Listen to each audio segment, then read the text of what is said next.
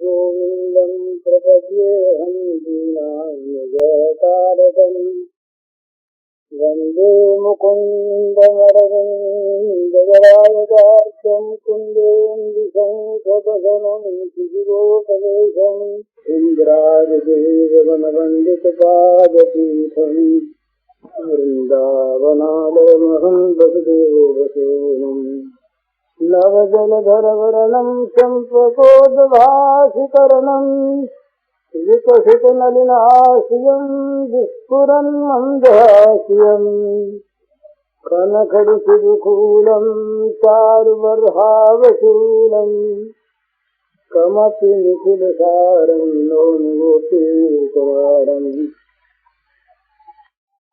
वंशीविभूषितकरान्नवनीराभात् पीताम्बराधरुणबिम्बफलाधरोष्ठात् पूर्णेन्दुसुन्दरमुखादरविन्दनेत्रात् कृष्णात् परं किमपि तत्त्वमहं न जाने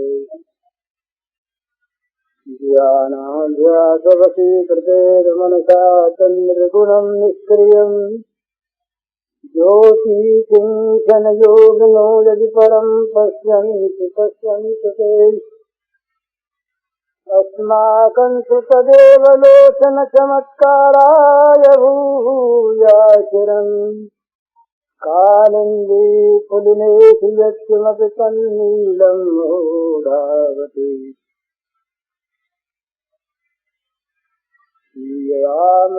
सब जग जानी करूं प्रणाम जोर जगपानी। समस्त चराचर जगत में प्राणी मात्र के रूप में अभिव्यक्त श्री भगवान के पावन चरण कमलों में सभक्त नमस्कार। इतनी जल्दी भगवान कैसे मिल सकते हैं, ये जो हमारे मन में आ जाता है तो जल्दी मिलने को आए हुए भगवान लौट जाते हैं। अभी अभी बात हो रही थी नीचे कि भाई ये प्रेम का रूप बतलाया, वहां कहा प्रतिक्षण वर्धमानम, ये पल पल में बढ़ने वाला होता है। तो ये क्यों नहीं बढ़ता, ये प्रेम मिलता क्यों नहीं, इसमें क्या कारण है? तो मैंने उनसे कहा कि पोथी की बात मैं बता दूं। उन्होंने कहा पोथी की बात ही पूछता। ये भाई हर्षिला जी से बात हो रही थी। मैंने कहा पोथी की बात नारद जी ने बताई साफ। प्रेम मिले कैसे? तो कहा तदर्पिता अखिलाचारता, बस एक चीज, समर्पण जहां पर पूरा है वहां प्रेम मिल जाता है, और जहां समर्पण में कमी है उतनी ही प्रेम में कमी है। समर्पण में जो हम कमी रख लेते हैं देने में, तो कमी क्यों रख लेते हैं कि हमें भगवान की प्राप्त करने की, प्रेम को प्राप्त करने की वो जैसी आकांक्षा होनी चाहिए वैसे नहीं। तो हमारी आकांक्षा में ही कसर है। बहुत ये प्रश्न बार बार आता है कि प्रेम कैसे मिले। जब प्रेम की बात कहीं सुनी जाती है, पढ़ी जाती है, तो मन चलता है, और मन सच्चा चलता है। कोई वो दंभ पूर्वक कोई नहीं कहते कि हमको प्रेम मिलना चाहिए। कभी कभी कौतूहल से तो कह देते हैं, देखा देखी तो, लेकिन कहते हैं उस समय मन में ये बात आई रहती है प्रेम मिले। पर वो प्रेम मिलता इसलिए नहीं कि वो बात कहकर के दब जाती। प्रेम को प्राप्त करने के लिए जिस त्याग की, समर्पण की आवश्यकता होती है, उस समर्पण की ओर हमारा चित्त लगता नहीं। हम रखना चाहते हैं, रख लेना चाहते हैं कुछ कुछ छिपाकर और कहीं कहीं आवश्यकता बता करके भी। तो इतनी चीज हमारे पास रहे और भगवान अपना प्रेम भी दे दें। अब भगवान जो हैं ये वैसे तो बड़े प्रेमी हैं, बड़े उदार हैं, ऐसो को उदार जग माही, कोई उदार नहीं, पर वो बड़े कंजूस भी हैं। सारे वरदान दे दिए, भक्ति नहीं दी। सब कुछ दे दिया, भक्ति नहीं दी। तो भक्ति देने में भगवान बहुत उदार नहीं है। ऐश्वर्य मांगो दे देंगे, पद मांगो दे देंगे, मुक्ति मांगो दे देंगे, क्या घर से लगा। हाँ, पिंड छूट जाएगा मांगने वाले का। और भक्ति में तो अपने ऊपर एक महाजन को बैठा लेना है। कहीं भक्ति भगवान ने किसी को दे दी तो बनो उसके ऋणी। फिर भक्त के भगवान ऋणी होते। जिनमें बताया था ना एक भगवान का नाम, भागवत में भगवान का नाम आया भक्त भक्तिमान। भक्तों में भक्ति करने वाले वो भगवान होते, भक्तों की भक्ति करने वाले, भक्त में भक्तनिष्ठ, ये भगवान। तो ये विनोद की बात नहीं है। ये भगवान जब किसी को प्रेम देते हैं तो प्रेम देने में वो वैसे अनुदार नहीं है। प्रेम देना चाहते हैं, पर वो इतना देख लेते हैं कि प्रेम जहां पर दें वहां पर वो प्रेम ही रहे, प्रेम ही रहे।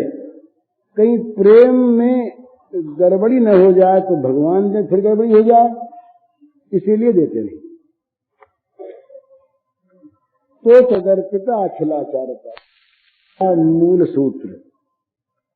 अखिल आचार, अपना व्यवहार, अपना लेन देन, अपनी वस्तु, अपना मन, अपनी बुद्धि और अपना अहंकार, उसको करना नहीं पड़ता। समर्पण के बाद चिंतन होता है, तो समर्पण के पहले चिंतन किया जाता है, वो अपने आप होता है। श्री गोपांगनाओं को भगवान का चिंतन माला लेकर नहीं करना पड़ता था। माला का उनके नियम नहीं था, इतनी माला फेरें, लाख नाम लें कि 2 लाख नाम लें भगवान का, कुछ नहीं। पर वहां तो सोते जागते उठते सपने में खाते पीते हर समय भगवान की मधुर स्मृति, भगवान का वो मधुर मधुर प्यारा प्यारा सुंदर सुंदर रूप उनके मन में निरंतर बसा रहता। भगवान ने कहा यही कि भाई या तो मन में मुझको बसा लो या मन मुझे दे दो, या तो मन में मुझको ले लो तो मैं वहां पर अपना आसन जमा लूं तुम्हारे मन में, और या तुम अपना मन मुझको दे दो तो मैं उसको फिर अपने काम में लूं।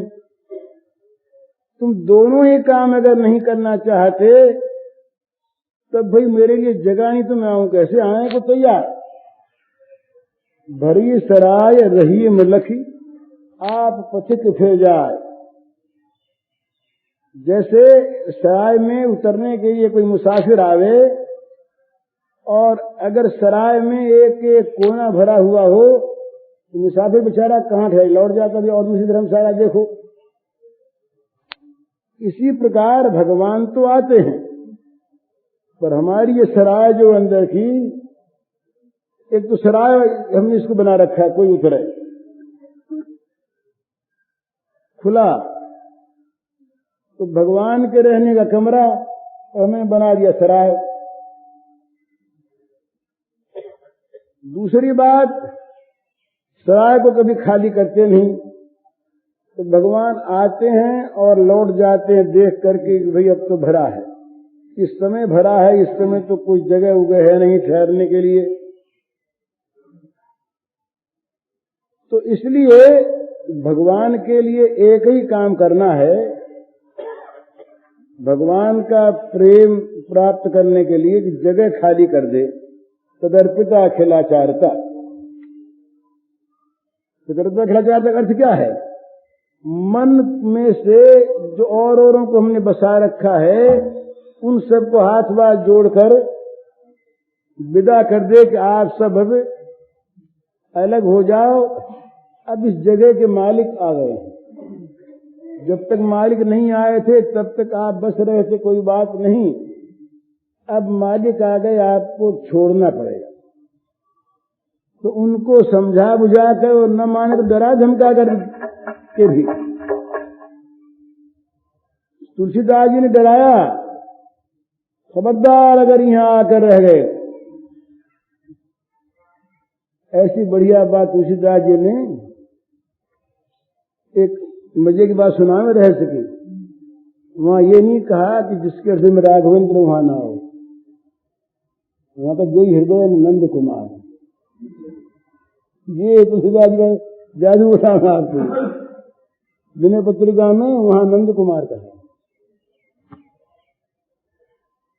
ये वो तो मार के निकालते हैं ना, कुत्ते को लड़ाई करने वाला सामने आ जाए। और ये नंद कुमार जो हैं वसुदेव नंदन नहीं, ये नंद कुमार जो हैं ये तो आंखों से मोहते हैं। ये आंखों से मोहते हैं नंद नंदन। इनकी आंखों में जादू है, जिसने उस तरफ देख लिया। दीदार दिल रुबा का दीवार कह कहा है, उर्दू का शेर है। दीदार दिल रुबा का दीवार कह कहा है, देखा जो उस तरफ को वो इस तरफ कहां है। उधर झांकना चाहिए एक बार, उस दीदार की जहां झांकी हुई कि उधर गिरे, इधर वो आ नहीं सकते थे। उधर एक बार जिसने झांक लिया और एक बार जिसने उसको देख लिया, उन आंखों ने जिसको निहार लिया, तो वो फिर वो दूर से ही मर जाता, लड़ना नहीं पड़ता। तो सूरदास ये तुलसीदास जी महाराज ने कहा, मैं तो अब जानो संसार बांध न सकहीं मोहि हरि के बल, प्रगट कपट यागार। डराया धमकाया। जो बड़े दुबके से बोलते भगवान के सामने कि महाराज मैं तो बड़ा पापी और मैं बड़ा नीच और मैं मेरे समान अधम कोई नहीं, वो पतित तुम पतित पावन दो बानक बने। जब संसार सामने आया तो ललकार दिया, खबरदार कहां रहने आया हो, इस हृदय में वहां जाओ जहां आनंद कुमार न बसते हों। अगर यहां आ गए तो सब परिवार मारे जाओगे, सब परिवार, अकेले ही नहीं, सब परिवार मारे जाओगे। जिनके हृदय में न बसते वहां जाओ। तो ये भगवान के लिए हृदय खाली कर लेना, इसी का नाम है प्रेम प्राप्त करने का साधन। अब हृदय खाली कैसे करें? तो भाई सच्ची बात बतावें, हृदय खाली करने का काम भी उन्हीं को सौंप दिया जाए। बोले भाई हमने तो तुमको गोदाम सौंप दी, अब गोदाम को खाली कर करा करके साफ करवाना, अपना माल रखना तुम्हारा काम। हमने तो तुमको सौंप दिया। तो वो कहते ठीक हमारा काम, पर सौंपे तब ना गोदाम, न निकले कोई चीज मन में से न सही। इसीलिए भगवान ने एक बड़े मजे की बात कही है, भला जरा ध्यान देने का है। वो सर्वधर्मान परित्यज्य माम एकम शरणं व्रज, अहं त्वा सर्व पापेभ्यो मोक्षयिष्यामि। इसका एक भाव यह है कि अगर पाप से मुक्त अर्जुन हो चुका है तब तो मैं मुक्त कर दूंगा, ये कहने में कोई स्वारस्य नहीं। और पाप से मुक्त होने के बाद मेरी शरण में आवेगा तो पाप से मुक्त मैं कर दूंगा, इसके भी कहने, इसके कहने का कोई स्वारस्य नहीं। तो पाप से मुक्त हुआ नहीं है। चाहे वो हम कल्पित पाप माने, कुछ भी माने, पाप से मुक्त हुआ नहीं है। और पाप से मुक्त मैं कर दूंगा ये प्रतिज्ञा घोषणा है। पर उसके साथ शर्त क्या है? माम एकम शरणम व्रज। तो भाई तू जैसा भी है, जो कुछ भी है, मुझको सौंप दे। फिर कूड़े भरे घर को साफ करना, अपने रहने योग्य बनाना, सजाना, ये सारा मेरा काम रहा, तेरा जिम्मा कुछ नहीं। अहम त्वा सर्व पापेभ्यो मोक्षयिष्यामि। तू तो केवल अपने आप को जैसा है, जो कुछ है, जहां है, बस वहीं से वैसा ही मुझको सौंप दे। बोले भी शुद्ध हुए बिना भगवान लेंगे कैसे? कभी भी कोई भी माता मल भरे बच्चे को बच्चा मानने से इनकार करती है क्या? धोने से इनकार करती है क्या? बताइए। एक मामूली माँ जिसके मन में मामूली स्नेह है, वो मल भरे बच्चे को नहीं कहती कि तू साफ हो जाएगा तब मैं तुझे लूंगी, इतने अलग रह मेरे से। तो भगवान कैसे कह देंगे कि तू साफ होकर के आएगा, शुद्ध होकर के आएगा, निर्मल होकर के आएगा, तब तू मेरी कृपा, मेरे प्रसाद, मेरे प्रेम को पाने का पात्र होगा? इतने नहीं है। अगर नहीं है तो फिर ऐसे भगवान को दूर से नमस्कार। एक पापी ने दावा किया भगवान को। एक बंगला गान सुनाता हूं मैं। अब बंगाली हैं आपको देख मुझे याद आ जाता है। কেন বঞ্চিত হব চরণে, আমি কত আশা করে বসে আছি পাবো জীবনে না হয় মরণে। কেন বঞ্চিত হব চরণে, তাই যদি নাই হবে গো পাতকি তারণ তরিতে, তাপিত আতুরে তুলে না লবে গো। ওই পথের ধুলায় অন্ধ এসে দেখিব কি খেয়া বন্ধ, তবে পারে বসে পার করো বলে পাপী কেন ডাকে দিন শরণে, কেন বঞ্চিত হব চরণে। ये रूपक है। कहते हैं कि एक मुसाफिर बहुत दूर से धूप में जलता, रास्ते की धूल झांकता, आंखों में धूल फेंकता हुआ दौड़ा हुआ आया नदी के किनारे पार उतरने के लिए। और वो नदी पर जो नाव थी वो इसीलिए कि हारे थके अपाहिज दीनहीन जितने भी पार होने वाले आवे सबको पार किया जाए। उस नाव का दूसरा काम ही नहीं। वो आया तो उससे कह दिया कि भाई अब तो खेया बंद हो गया, अब तो नाव चलती नहीं। तो ये एक रूपक किया। अब इस रूपक को लेकर के एक पापी आदमी भगवान से कहता है, दावे के साथ कहता है, क्यों वंचित हो तुम मुझे पार उतार दो, नहीं कहता। वो कहता है कि मैं वंचित क्यों रहूंगा, तुम मुझे पार क्यों नहीं उतारोगे? क्यों वंचित हो वो चरणे, तुम्हारे चरणों से मैं वंचित रहूंगा क्यों? मैंने बड़ी बड़ी आशाएं की, तुम्हारा नाम सुना, तुम पार उतारने वाले हो, अभी या पीछे तुम्हारे चरण मुझको प्राप्त होंगे ही, अब खेया बंद। तो कहता है कि आहा ताई जो दिन नहीं होबेगो, अगर ये नहीं हुआ, अगर नहीं पार उतारा, आहा ताई जो दिन नहीं होबेगो पातकी तारण तरीते, इसको ठीक बोले अगर शुद्ध, पातकी तारण तरीते तापित आतुरे तूले ना लबेगो। उनके नाव का नाम क्या है? पातकी तारण, पापियों को तारने वाली। कहते हैं कि पातकियों को तारने वाली नौका में मुझ आर्त को आप अगर न बैठा लोगे, पातकी तारित तरिते तापित आतुरे तूले ना लोबेगो, पातकियों को तारने वाली नौका में यदि आप मुझ संतप्त आर्त को उठा के नहीं बैठा लेंगे, होए पोथिर धूलाए अंधो सिद्ध दुखिया बंधो, रास्ते की धूल छांकते हुए अंधा हो गया, मैं आंखों में धूल पड़ गई और आके मैं ये देखूंगा कि मेरे लिए नाव बंद हो गई। तब बोले महाराज इस किनारे पर बैठ कौन पुकारेगा आपको कि हमें तारो, हमें पार करो, हमें पार करो? कौन पुकारेगा? तारते हैं, तारेंगे। दावा किया। तो दावा क्यों? इसीलिए कि भगवान पूर्व का इतिहास नहीं देखते, ये कैसा है क्या है। वो कहते हैं कि तुम जैसे हो, जिस रूप में हो, मेरा दरवाजा तुम्हारे लिए खुला है हमेशा। ये शुद्ध होकर के आओ, निर्मल हो के आओ।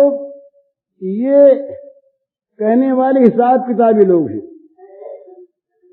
ये कहने वाले हिसाब किताबी लोग हैं। भगवान अगर हिसाब किताब करने लगे बैठ करके,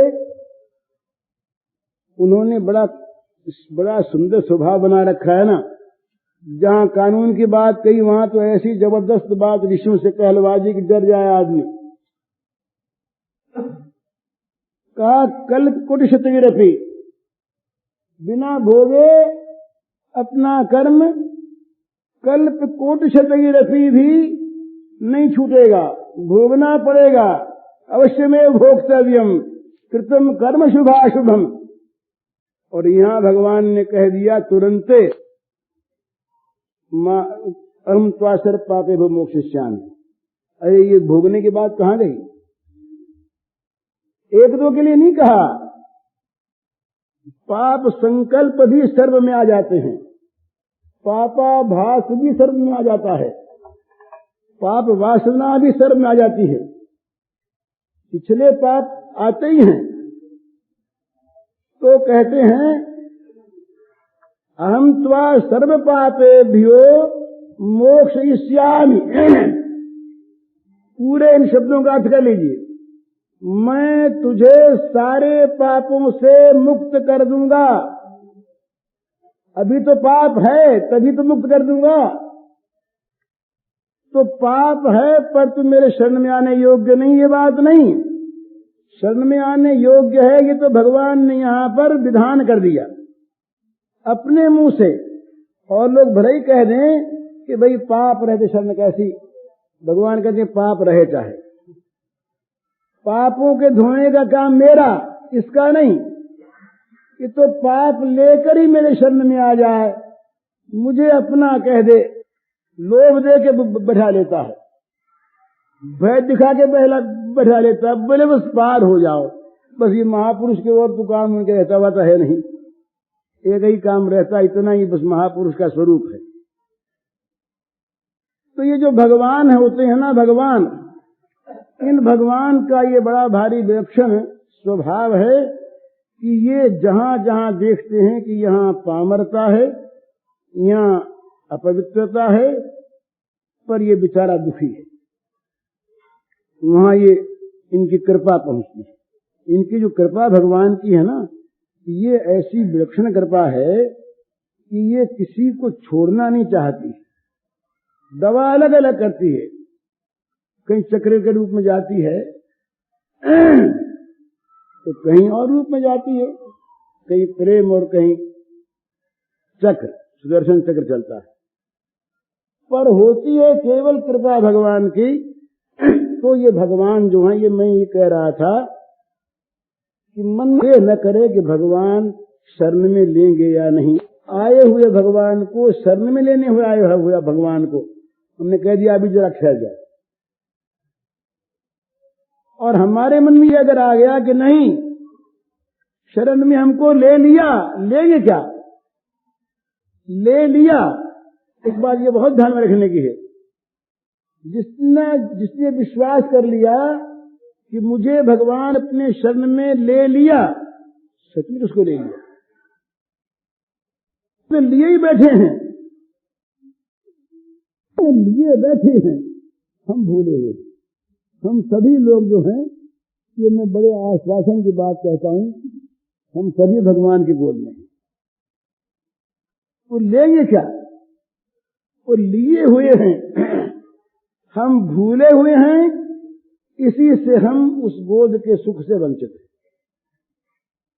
तो ये विश्वास कर ले हम अपने मन में कि हमारे पाप की तरफ, हमारी बुराई की तरफ वे दयामय भगवान नहीं देखते, वे हमें गोद में लेने को तैयार हैं और ले चुके, ले लिया।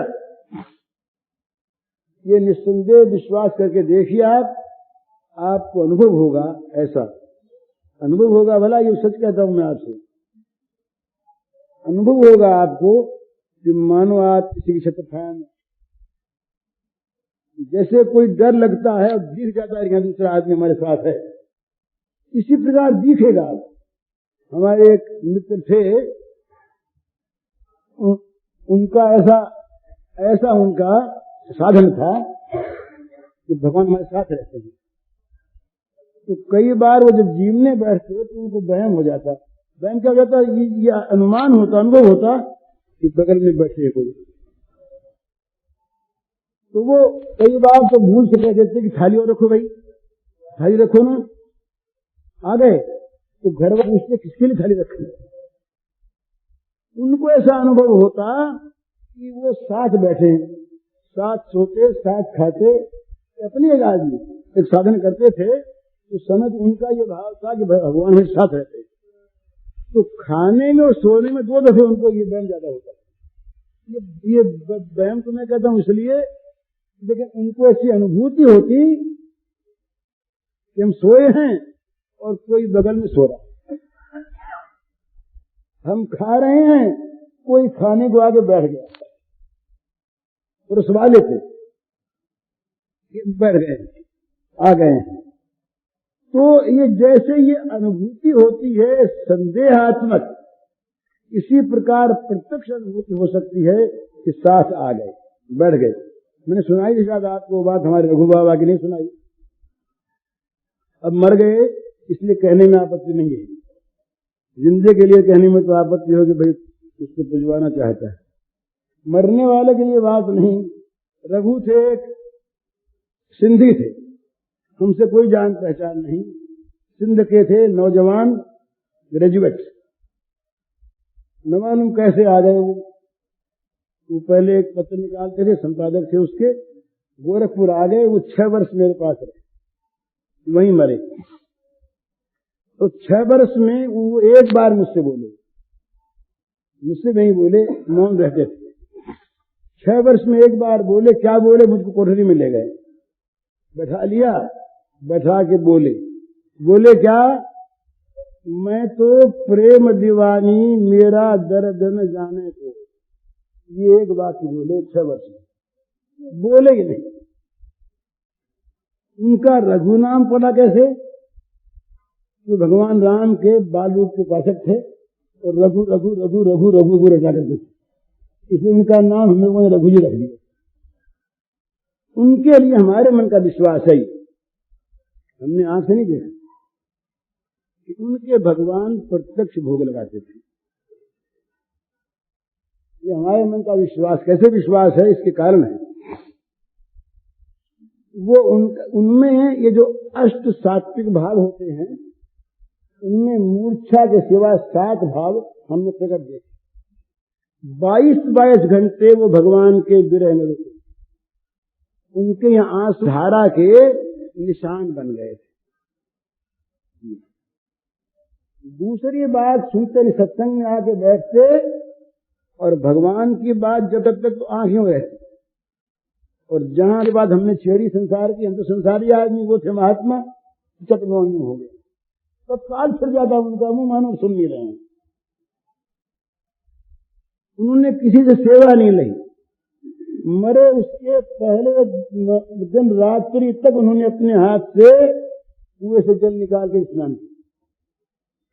और उनमें जो एक लक्षण होता है तनुता, रोग नहीं था, तनुता आ गई, इतना शरीर उनका दुर्बल हो गया, पर शक्ति थी, तनुता आ गई, उनका शरीर एकदम क्षीण हो गया। तो वो अब उनका ऐसा विचार था कि पूरा भोजन होना चाहिए। हम लोग तो भोग लगाते हैं ना भगवान के, तो भगवान को भूखे रखते हैं, या तो भगवान हमारे जो हैं वो भगवान है नहीं, पत्थर हैं, और या हम उनको भूखा रखते हैं। अरे जरा सा खाने को रख दिया, बोले भोग लगा दिया, इनका पेट थोड़ी भरता है भगवान। अगर उनको मानते हो खाने वाले, जितने पेट भरे उतना खाने को दो। इतनी वासना के भूखे तो वो निर्गुण भगवान होते हैं, इनको तो खाने को चाहिए। तो 3 पाव भोग आते थे नियम से, ये शास्त्र का नियम है। 3 पाव का भोग का परिमाण माना है।